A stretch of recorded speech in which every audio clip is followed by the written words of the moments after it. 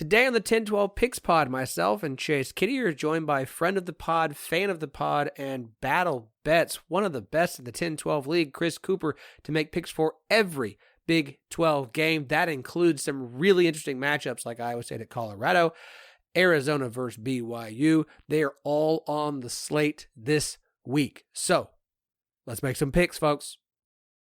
This episode is brought to you by Progressive Commercial Insurance. Business owners, meet Progressive Insurance.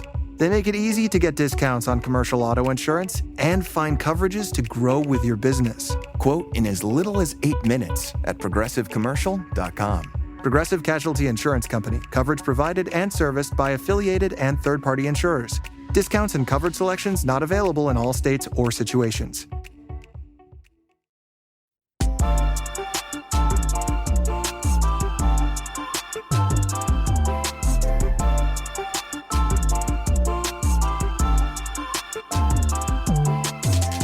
Welcome to the 1012 Picks Pod, where every week myself, Phillip, Slavin, and Chase Kiddy from BetMGM and a guest make picks for every Big 12 game on the schedule. 1012 Podcast is the flagship show of the 1012 Network. Find every show on the network at 1012network.com. CE and the number 12, the word network. Of course, we are also partners with Sports Social, Europe's biggest sports podcast network. Wherever you are listening, please do us a favor, leave 5 stars and a review. It would be very helpful. Takes a few seconds for you. It is massive for me. I would appreciate it if you're a longtime listener and have not left a review yet. I would love to read it on the show. If you're watching or listening on YouTube, please like this video and subscribe. It would be great of you to do so. Of course, as I mentioned, he's here every week. The man, the myth, the legend. I assume a Mega Millions winner again this week. Chase Kiddy, welcome back, sir.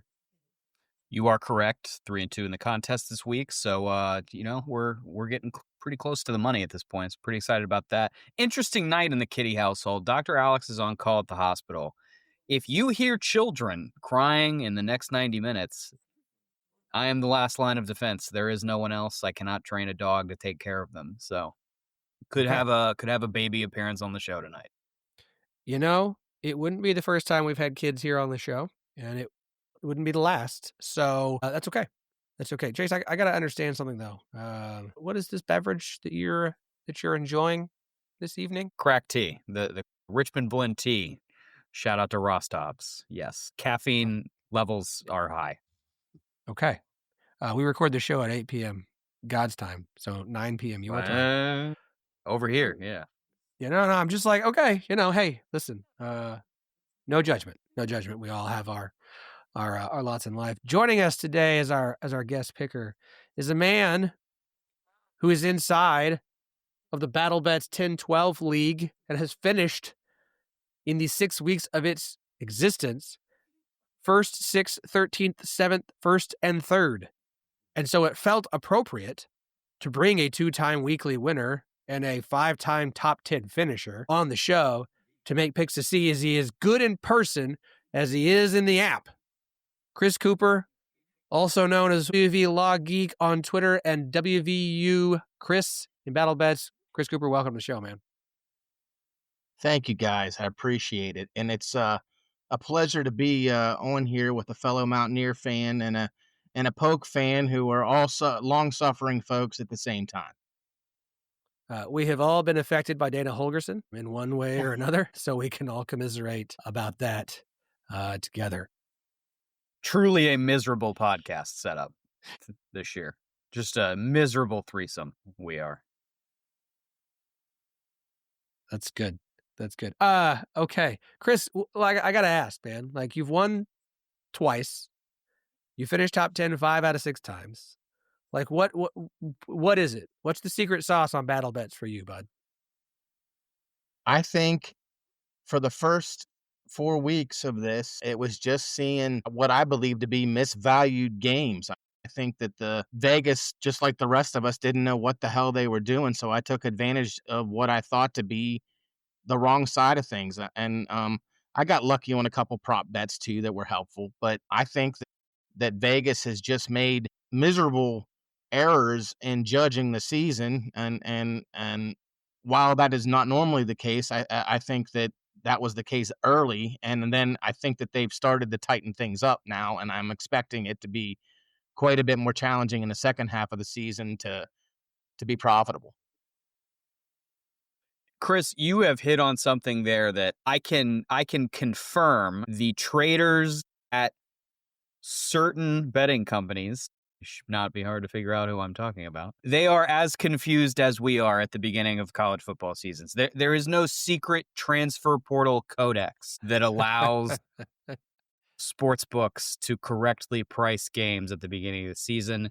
They are only slightly less misinformed than we are at the beginning of the season. So is one of the pieces of advice I always try to give people is if you can specialize in a conference or a corner of the world or a team, you can absolutely be ahead of the people that are pricing the games. More true now than ever. Hey, we call NIL and the transfer portal the great equalizer. It seems it's not just on the field, but also in Vegas as well. Okay, so we've got to get to last week's pick, recap what happened. Shout out to Bob. He had an incredible week. 6-2. I mean, by far the best performance from a guest we've had so far this season. I already DM'd him. He was like, wow, I thought I did worse than that. I was like, no, sir, you did not. He hit on the over 54.5 in Cincinnati, Iowa State. Hit on Kansas State plus 6.5 versus Baylor. Hit on Arizona minus 20.5 versus Oklahoma State. Hit on the under 52.5 in Houston, Texas Tech. Hit on TCU minus 12.5 versus Colorado. Hit on Kansas minus 3.5 versus UCF. That was a consensus win. We had a consensus win, so Bob stays on the positive side of things for us. His misses were the under 47.5 in BYU, West Virginia, and Delaware minus 2. 6-2. I mean, the guests are now 22-33. Bob's got the best record. It's one of the best performances by a guest we've had ever.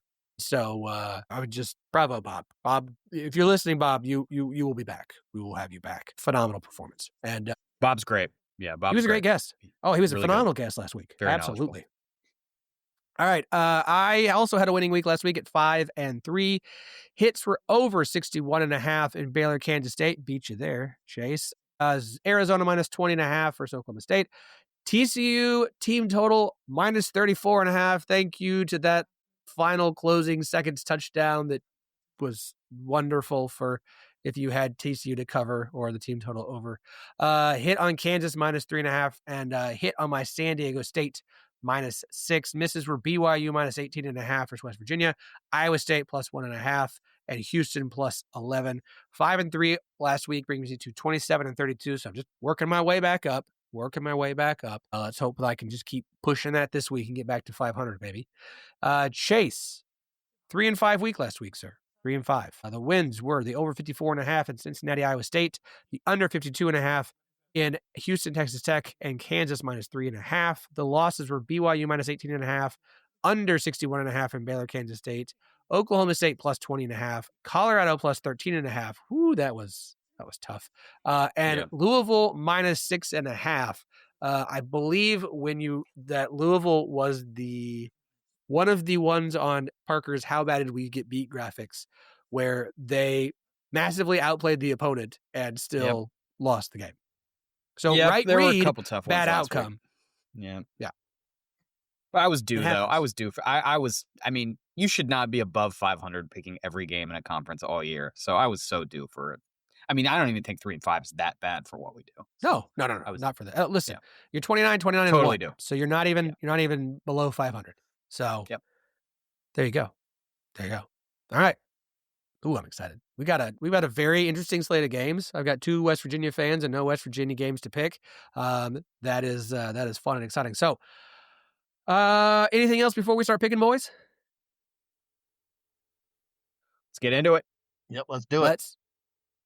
Love it. Let's dive right in. No weeknight games this week for the Big 12 Conference. In fact, I think there's one more weeknight game until Thanksgiving.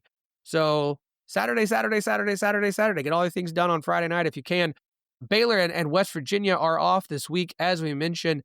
And because every podcast is someone's first, we do this in chronological order every week, which means we are going to start with the game that kicks off at 11 a.m. on TNT, as well as True TV and Max. And I will say this every episode.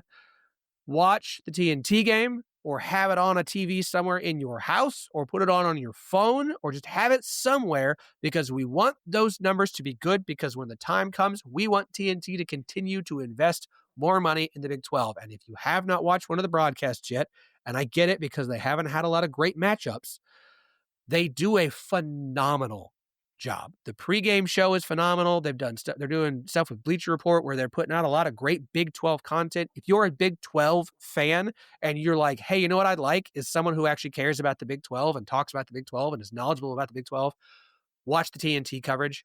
They are doing it is the closest thing to a Big 12 network we've ever had, and it's way better than ESPN and Fox as far as it goes to Big 12. So I will turn the game on as soon as I get back from my daughter's soccer games on Saturday morning. I'll have TNT on. This week, it's Oklahoma State hosting Houston. Line in this one, Houston by 14.5. Total in this one is 46.5. Because I beat Chase last week, I have to go first. So let me run through the numbers on this one. Everyone is on Houston. No shocker there. None whatever. Lowest is FEI that has Houston minus 8 point. Tishu, Tyler Shoemaker, who has Houston minus 18.5. Most of the projections are by double digits and cover this line. The closest to it is our good friend Pear, who has Houston minus 14.8. Otherwise, FEI is the only one that does not have them covering. And I understand that. Like, who's playing quarterback for Oklahoma State? It's not Zane Flores. Not that that's necessarily a bad thing, the way he's performed the last few weeks. I don't know if Haas Henney is actually going to come back this season. We'll see. They just lost another offensive weapon. Josh Ford's entering the transfer portal. Connor Wegman is supposed to, or we believe is going to start for Houston at quarterback. He's still going through the concussion protocol. Sounds like they're being a little bit conservative with it, but they're probably going to have him play. Vibes say he will play. I want to fade Oklahoma State the rest of this season, but I'm much less interested in fading them at home than I am on the road. Whenever they're on the road this season, I will take the other side no matter how big that line is. At home, look, I don't think OSU is good at this point. I don't think it's going to get any better. But I have a hard time trusting the Houston offense to beat a team by more than 2 touchdowns. And it's not because I don't think they're that much better than Oklahoma State. It's just, it's Houston's second game outside of the state of Texas this season, outside of the city of Houston this season.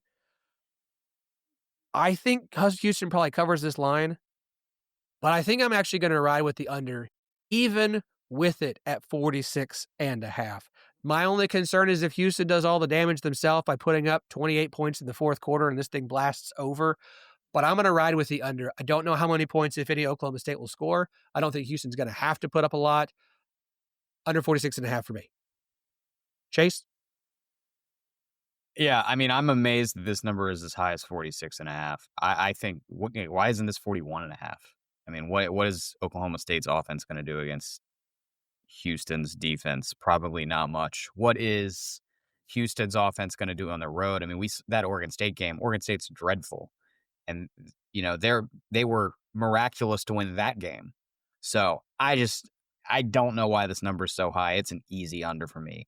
No, I'm not interested. I mean, you laid out the number stuff for Houston. Like, I'm not remotely interested in laying 14 in the hook on the road with Houston's offense. We don't know who's going to play quarterback for sure.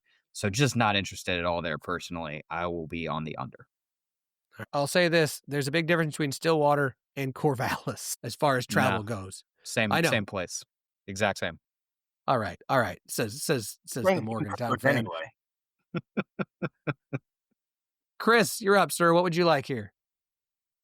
Well, I'm actually going to go ahead and lay them with the Cougs. And my reason for it is simply this. I think that Houston can score 25 points, and I don't think Oklahoma State can score 10. So, I mean, that's really where I am on this thing. Mainly if Wegman was a sure thing, I'd feel a whole lot better about what I'm saying now.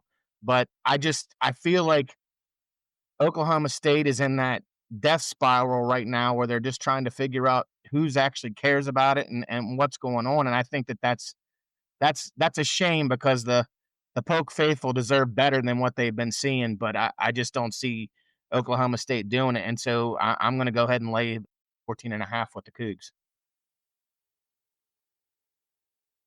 Look, this is a lost season. It just is. It's fine. Like, it's okay.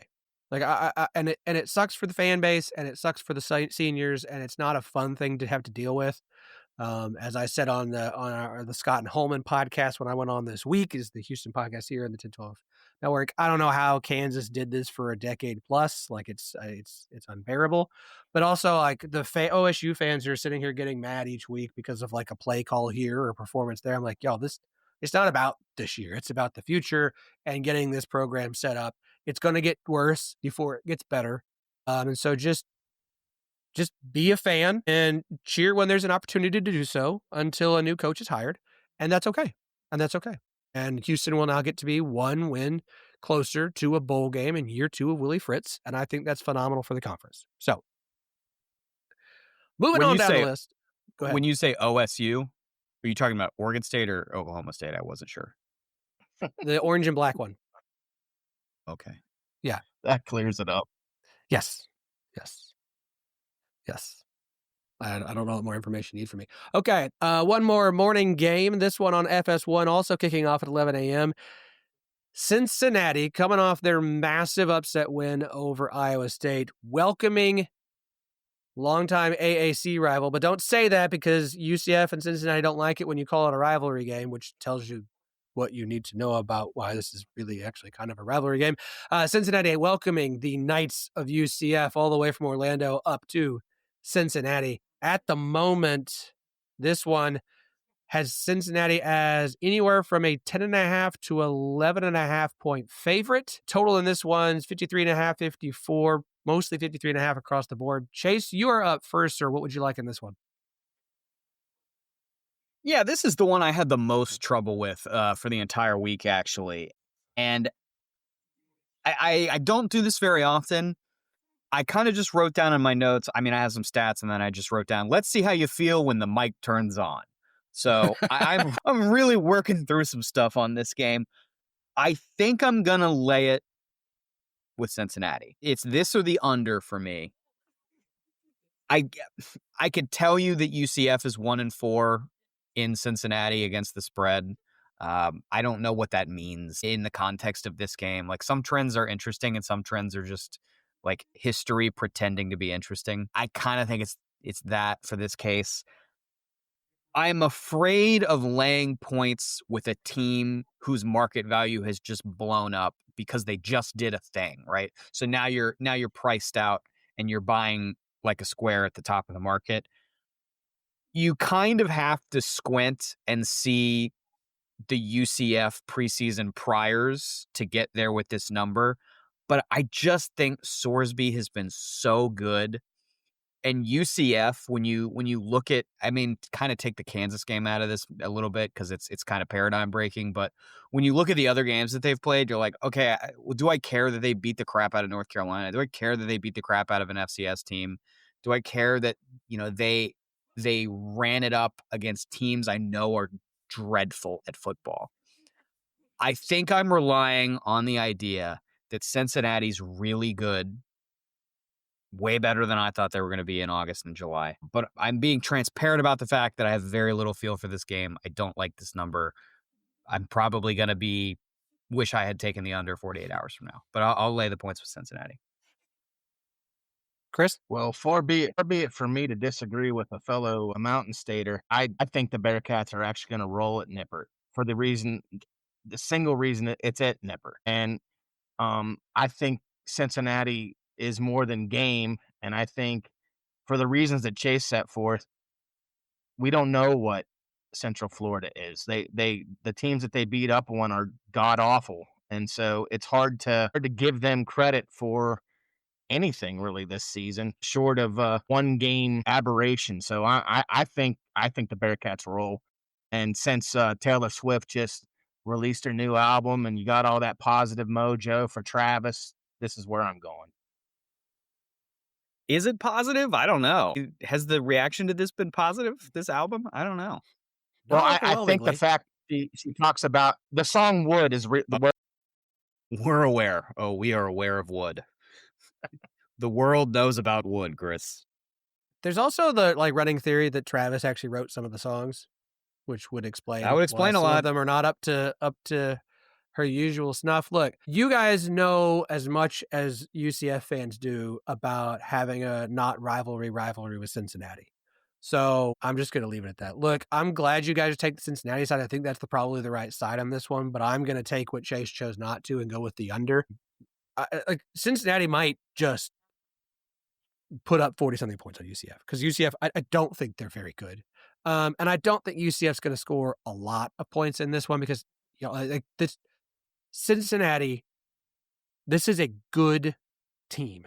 This is just a good team. That offensive line, we had Justin Williams on Monday's show. We talked about it a lot. Cincinnati's offensive line is phenomenal. It is the best offensive line in the Big 12, and I think it's vastly underrated nationally just because it doesn't have a bunch of guys who are going to be like first-round, obvious NFL draft picks. But if they're not a finalist for the whatever award goes, the best offensive line in the country award, then that award is garbage because it is such a good offensive line. I don't feel like I need to say anything else. All the projections have it as everybody's pretty much got this total around 49. SP Plus has a 53. FEI has a 55. I am on the under on this one at 53.5. No, there is a 54. Hello, beautiful. I will take under 54. You both got Cincinnati minus 10.5 because that was the best number I could find you. Chris, how would we describe West Virginia's relationship with Cincinnati? Frenemies? Yeah, I don't.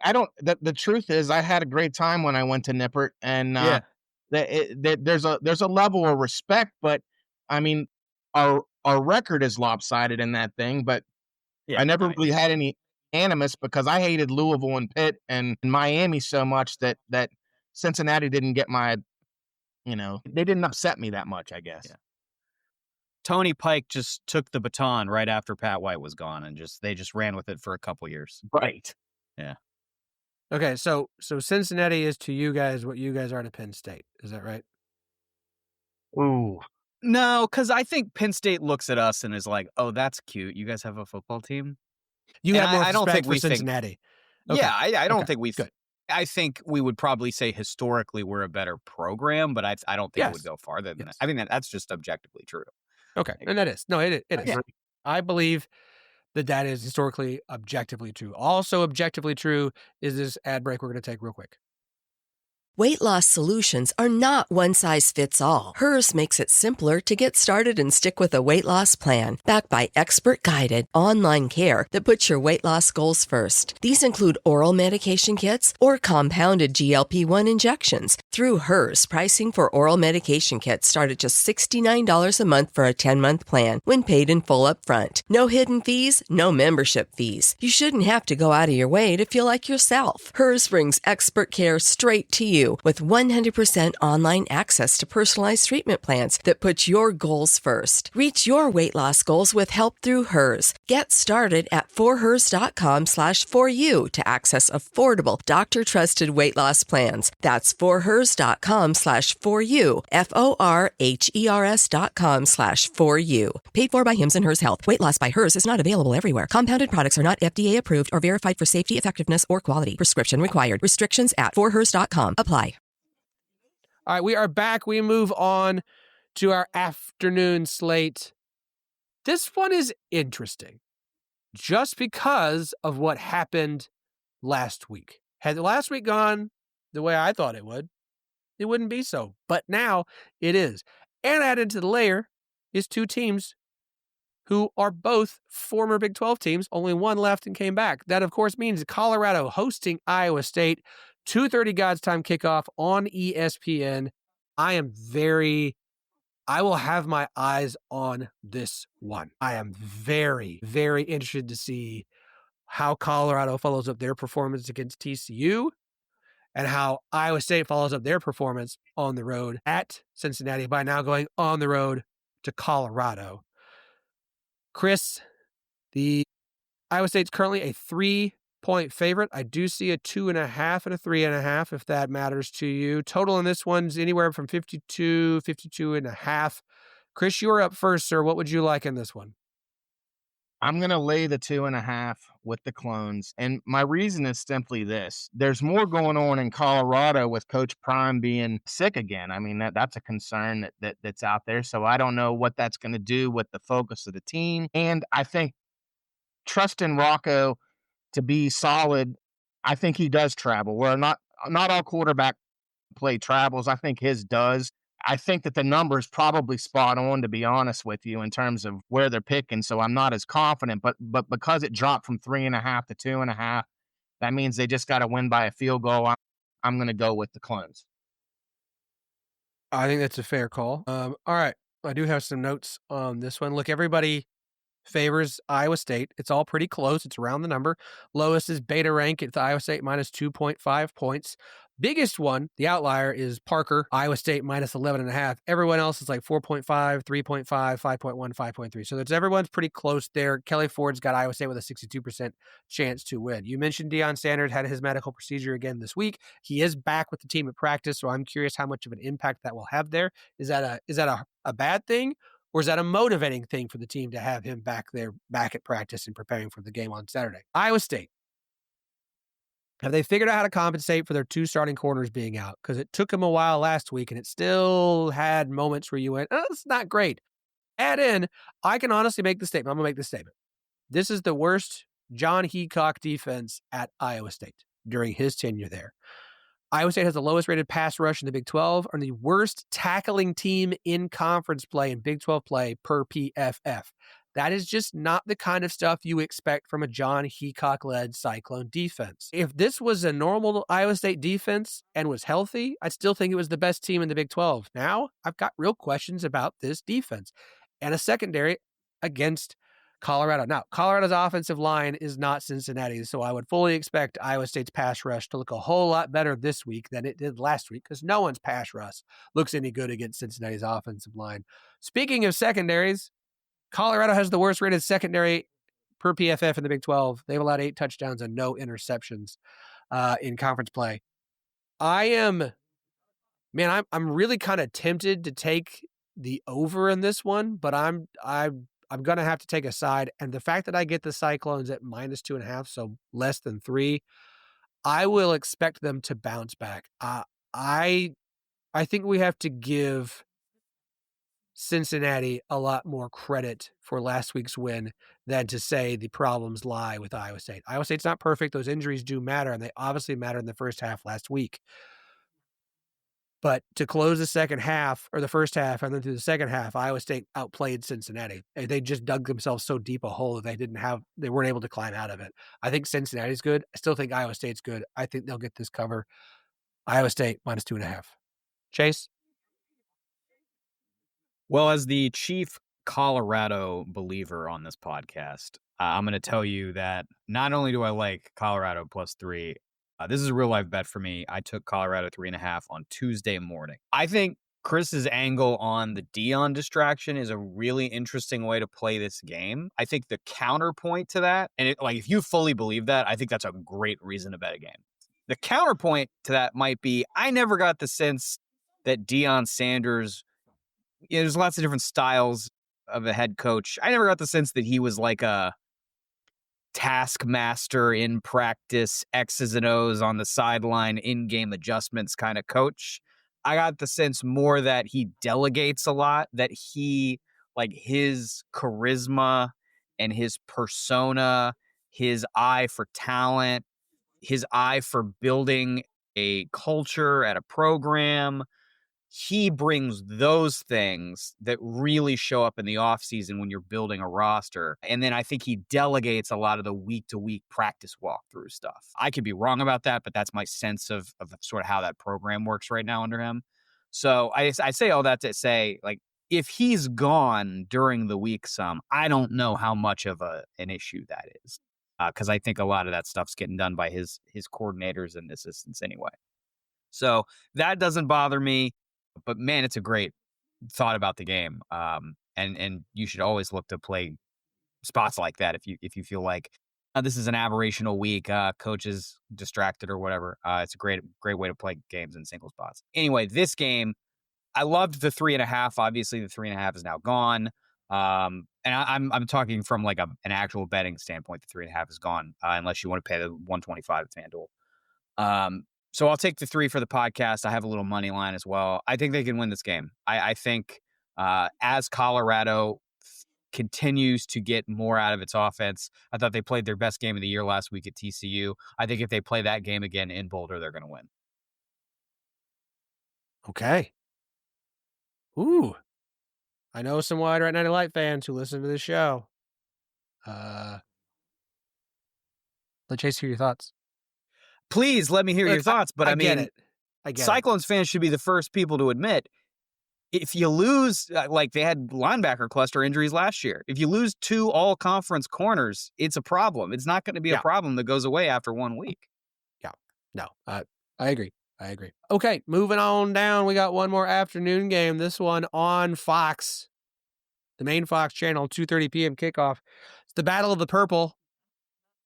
The purple-colored animals? That seems right. Is that a good name for... Is that... there's not an official name for Kansas State TCU. It feels like there should be a Kansas State TCU line. Maybe we just need... Like, I know we had the Pop-Tarts show up in Ireland. Maybe we just need McDonald's to start sending Grimace to the field every time Kansas State and TCU play. That feels good. I don't know what kind or of just trophy play to make. Prince in the background. Purple Rain. Okay, I did not pay for that, so I have to stop right there. All right, at the moment, TCU a 1.5-point favorite on the road in Manhattan. Total in this one, pretty much 55.5. There's a 57, but I'm not gonna. That's too weird. We're gonna ignore that. Just go with 55.5 because that's what everybody else has. I am up first. Look, I've had a pick in mind for this game all week. And now I sit here in front of the mic and I go, is that still what you want to do? Is that still now that the rubber meets the road, now that it's time to actually make a pick, are you sure that's the pick that you want to make? And my response to that is, you know what? I think it is. So where Chase, you took positives away from Colorado's performance against TCU last week. I took negatives away from TCU. Their lack of the ability to run the ball, poor offensive line play. Josh Hoover's good. Like the conversation about Big 12 quarterbacks not living up to the preseason hype, that's because in a lot of cases, they don't have good offensive lines in front of them. And I don't care how good a quarterback you are. If your line can't protect you or give you any sort of run game, you become one-dimensional. You're not going to look like a great quarterback. I'm not saying Kansas State's figured everything out now at all, but they're at home, and that gives me some hope, a bit of hope. Kansas State in Manhattan. I'm trying to find the last time TCU won a game in Manhattan. It was 2017. TCU won 26-6. TCU, no matter what, since then, has not done well in Manhattan. I'm going to take Kansas State in this one. I'm going to take Kansas State plus 1.5. This is where I think they're actually live to pull off a win. I'm kind of selling on my TCU stock. I have yet to see from them what I want to see to buy into them the way I had hoped that I might be able to this year. So I'm going to roll with the Wildcats to keep getting things kind of turned around, get the season not on the course they originally had for it this year, like thinking they were going to vie for a Big 12 title, but at least back on course of potentially getting into a bowl game. So I'm going to take Kansas State plus 1.5, and I think they're just going to win right out. Chase? When you said, I've been thinking about it all week, and do I really want to do that? I immediately thought, oh, he's picking Kansas State. Because that's just kind of the analysis that goes, I think, with picking a Kansas State side this year. Am I sure I want to do that? I'm not really getting any points. They got to win outright. Am I sure I want to do that? I'm on the over here. A 55.5, pretty much across the board, is the number I will have. I think Hoover's going to have a big game here. Kansas State's pass defense, nothing special. I think Kansas State, I'm not going to say they'll be able to match scores, but I think they will hold their own offensively. I like TCU to win this game. So this is a spot where I would really think about parlaying the over and a little TCU money line. Dogs agree, evidently. Okay. Do the kids, the twins, also agree? Well, we're going to find out here in just a second because, I don't know how many 10-month-olds you have that sleep through dogs barking, but I have 0 that can do that. I've never had one in 3 tries.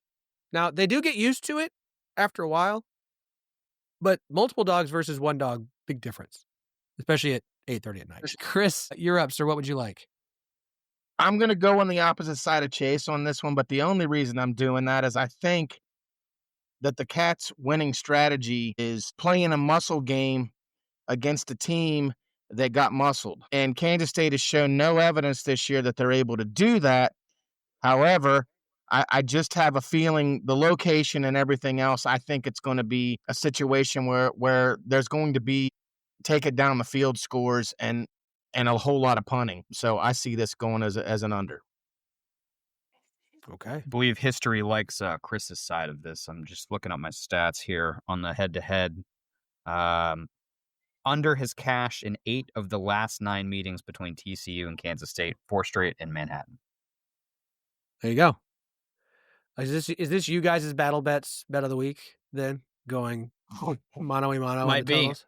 Chris is cleaning my clock, so I don't know how much of a competition that is. Well, all right. You asked me earlier whether I thought that anything that's happened in the past is going to be evidence of anything in the future, and I'm going to go ahead and say not likely. That's why you're good at betting. Yeah, there you go. Just, whatever happened. It's on to a new week. Okay. We move to our nighttime slate. First one, 6:30 God's time kickoff on Fox. We get an afternoon and a nighttime slot on Fox. I do appreciate that from them. ESPN and ABC certainly don't give us any of that. Texas Tech hosting Kansas. This could be fun. There's some potential for fun. I'm having to speak in a little bit of a higher voice to convince myself that that's true, but it could be fun. It could be fun at the moment. Hold on, scrolling down. Texas Tech is a 14-14.5 point favorite over the Jayhawks. Total in this one's 59.5, pretty much across the board. Chase, you are up first, sir. What would you like here? What's stopping me from just laying it with Texas Tech? I don't know. I think it's just an auto lay until they give me a reason not to. And they're 5-0 against the spread so far this year at a plus 10.6. Yeah, and that's going to stop eventually because that's how markets work. But 14 is not 28.5. So no. I don't think this is his topped out yet. And there are still 14s out there as of Wednesday night. So I'm going to just go ahead and lay 14. Okay. Chris? I don't think that I'm actually disagreeing with anything in Chase's analysis, and that's the reason I'm going to take the under. I think that Taco Tech is going to score a lot of points, and I don't think that Kansas is. I really have my doubts with the Jayhawks right now, and really the difference in this game for me is not only can they light up the scoreboard, their defense is elite. I personally think that the Big 12 race is over in terms of who's going to get the top spot. And this is, halfway through the season, so that's probably a ridiculous notion, but I see no evidence right now that indicates anything other than they're going to beat the doors off of just about everybody. It seems that way. Yeah, look,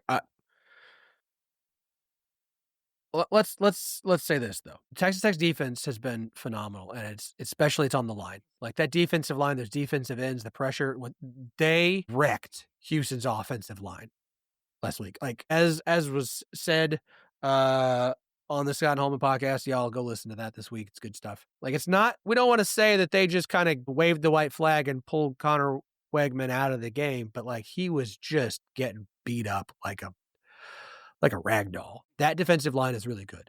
For Texas Tech, the one thing that concerns me with them, and not in this game at all, is it feels like they leave a lot of points on the field. They rack up yards like crazy, but the point total doesn't seem to equal with the yardage output from that offense. And so it's not going to be against Kansas where it comes back to bite them. But at some point, that fact that it just feels like they're not in Big 12 play scoring as much as the yardage says they should, I think is going to get them. Now, only SP Plus has Texas Tech covering this number, which is insane.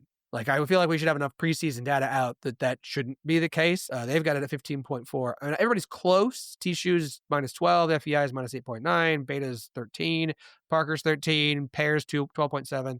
By the way, Texas Tech is number 1 in stop rate. Shout out to Max Olson at ESPN for tracking that every single year at 85.5%, which is ridiculous. Like, Jalen Daniels, to me, is the kind of quarterback who actually could give Tech's defense a real test, more of a test than any one other quarterback has. The problem is that their offensive line is not very good. I'm afraid it might look like the Houston game again. I'm also going to ride and just say, I'm going to take Texas Tech until they face someone whose defense or offensive line concerns me enough to think that they may actually be able to give Texas Tech a fight for 4 full quarters. So I will ride with the Red Waiters as well. Red Waiters allergies are so much fun. Love that for myself. Love that for myself. Also love this break. We'll be right back. All right, we got 2 more Big 12 games to get to. And of course, our non-Big 12 game to wrap this show up. We move to the other primetime game, 7 p.m., ESPN2. 2 teams that are finally in the same conference, even though that feels like they probably should have been for a long time. That's Arizona and BYU. This game is one that I have struggled with. Chase, you said you had the hardest time with Cincinnati UCF. I will say this is the one that I have just stared at the most and been like, I don't feel good about anything. Luckily, I don't have to go first in this one. Hallelujah, amen. BYU currently a 1.5 to 2-point favorite. 48, 47.5 are the totals across the board on this one. Chris, you get to go first, sir. What would you like here? Lucky me. For the very same reasons, of all the games, this was the hardest one for me to handicap because, I saw the Mountaineers start to show some signs of life against BYU towards the end of that game, and that gives me some concern for the Coug defense this year. But I feel like you have to pick a side in this game because the over and under just looks. I have no idea. So I'm going to go ahead and lay them with the Cougs and see what. All right. So wait, Cougs, not Wildcats. Sorry. BYU -1.5. Perfect. Let me see something real quick. I need to confirm a stat before I say it out loud. I think it's true. Phillip looking up the historical stats right now for fights between Cougars and Wildcats in the jungle. No, I was trying to see. Yeah, Arizona is the only team in the country who still hasn't given up a passing touchdown so far this season, which I think is really interesting. It's going to be a rainy night in Arizona, so I actually might kind of lean towards the under if I was taking a side. I think this is the time to fade BYU.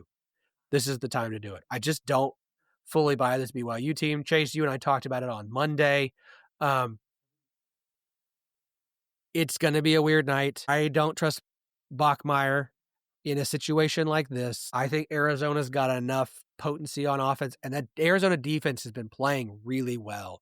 I think they're going to give Bear Bachmeier trouble. I really like LJ Martin. I think he could have some success for BYU on the ground, but I think this is where the undefeated streak ends for BYU. I think Arizona wins this one at home, and so there is a 2 out there. So I will take Arizona +2, but I think they win this one outright completely on Saturday night. So there's our battle bets. Boom, boom.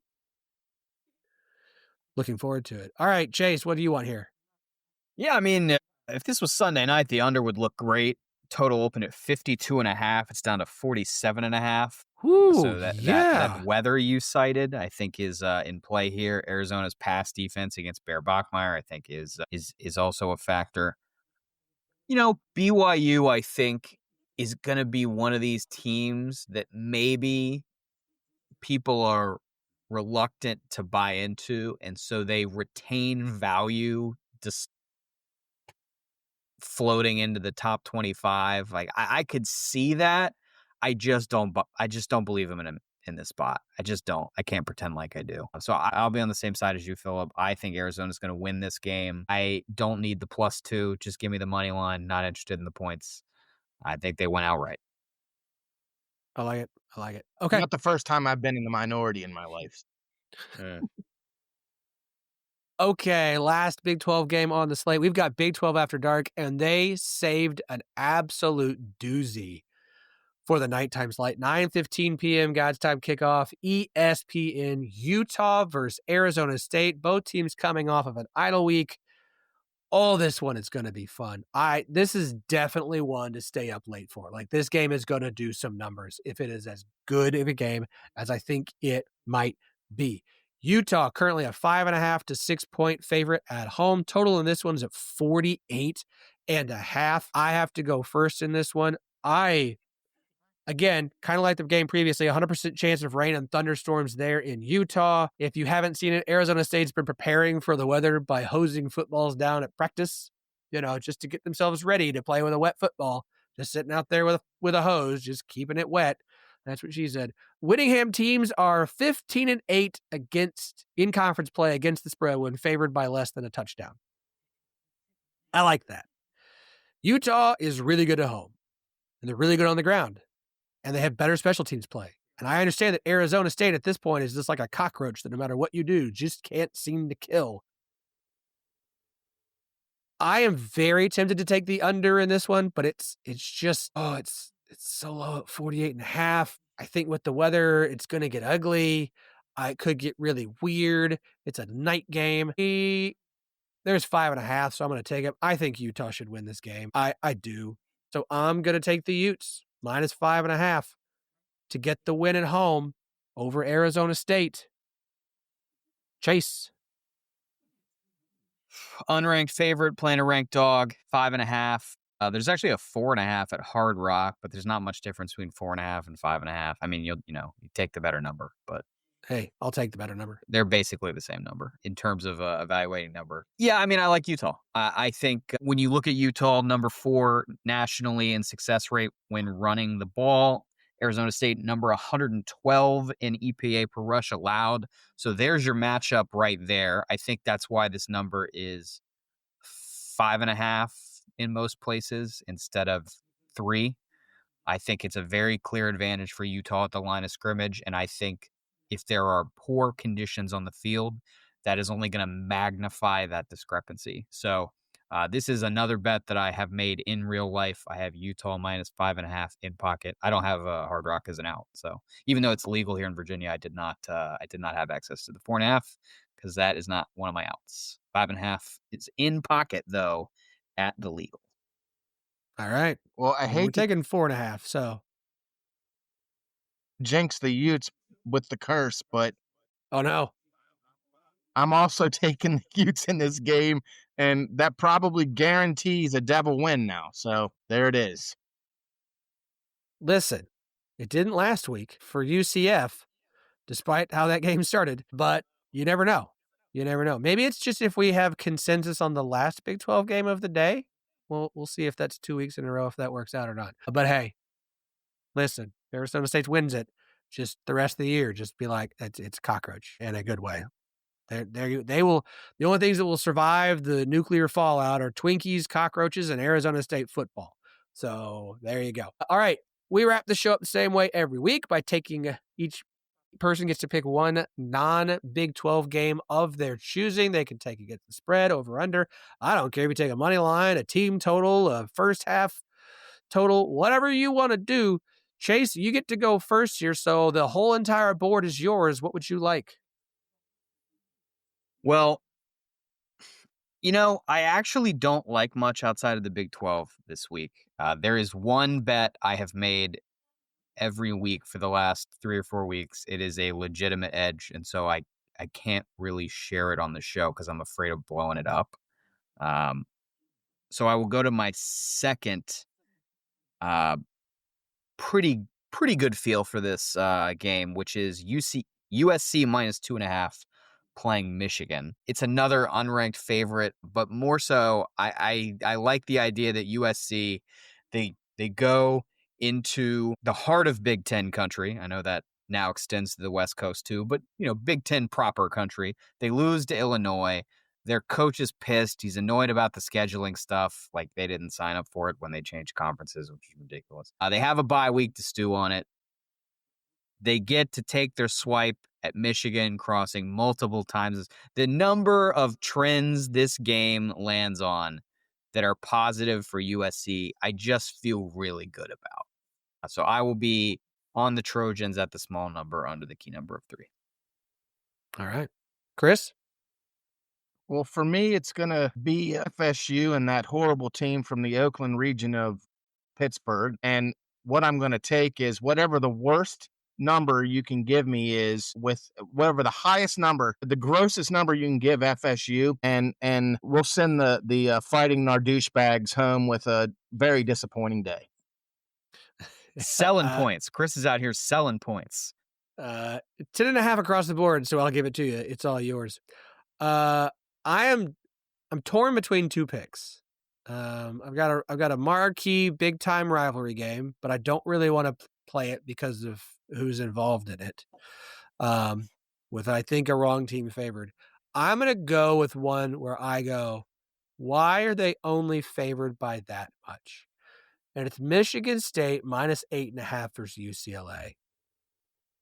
Speaking of having to travel from California up to Michigan for an 11 a.m. Central Time kickoff game, the week after their massive upset win at home, has this team stopped celebrating that? Have they been able to to come down from that win? And now you've got to go to Michigan State. I know Michigan State's not great, but they're only 8.5 point favorite against this UCLA team. I don't understand that. It's kind of like San Diego State last week. I thought that was way too short. I think 8.5 is just not enough. I think Michigan State should win this by at least 10 points.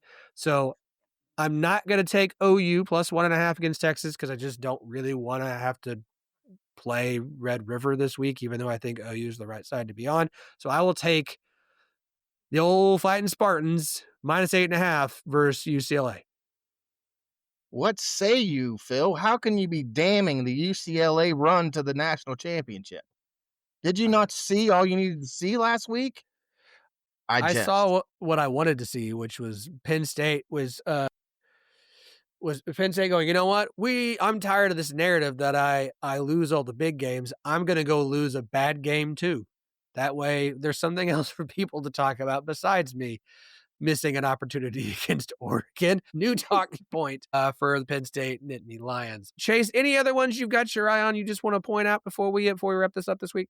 Yeah, well, let me provide a couple of bonus notes here that I think Chris will enjoy this. You know, a lot of people, one of the big factors that has been cited in UCLA's upset win over Penn State is that right before the game, they fired former OC Tino Sunseri. I'll give you all. I don't know, Chris, and Chris knows this, but for everybody else, you get one guess where he went to school. The other one, sticking to the theme, I was listening to friend of the show Tyler Shoemaker do some college picks of his own this week on VSiN, talking about what his model likes and where he's willing to lay the points. He says lay the big number, 14.5. He doesn't care. Lay it with Old Dominion on the road in Huntington because that Marshall team, not very good, and this number is not appropriately large enough. And OD is legit. I think you're right. I think that you're going to see Marshall improve over the years, but this isn't that year. I mean, everybody just left. Yeah, it's tough to watch your whole team go to a different school in the conference and be like, yeah, we're still going to be good. Yeah, that's not typically a recipe for success there. Okay, well, fellas, it's been fun. Chris, thanks so much for joining us, man. It's a pleasure to have you on the show. Good luck this week and the rest of the season on Battle Bets. Anything you wanna plug, say, or talk about before we wrap up? First off, thank you guys for having me on. I've had a blast this evening. This is good fun, and thank you, Phil, for being a stalwart for Big 12 sports. This is a big deal, and I really appreciate what you do. As for a plug, I'm going to go ahead and plug my boys, the Raspy Voice Kids. If you want entertainment, listen to their show. They bring it every single time, and Brandon also hates Pitt, so it's a beautiful thing. It is an honor and a pleasure to have them as our West Virginia show here in the 1012 Network. So again, reminder, 1012network.com to check out every show in the network. Scott Holman Podcast, Raspy Voice Kids, Bosco's Boys, Rock Chalk Podcast, Wide Right 90 Light, every single one of them. Go check them all out. Get yourself some Big 12 content. Quit listening to those national ones who might talk about a Big 12 game at the 1 hour mark in their show. Listen to the ones that are going to give you the Big 12 coverage that you deserve. We'll have Chase's notes or his picks for this week in the show notes as always. Y'all enjoy the games this weekend. We'll be back to talk to you again on Monday.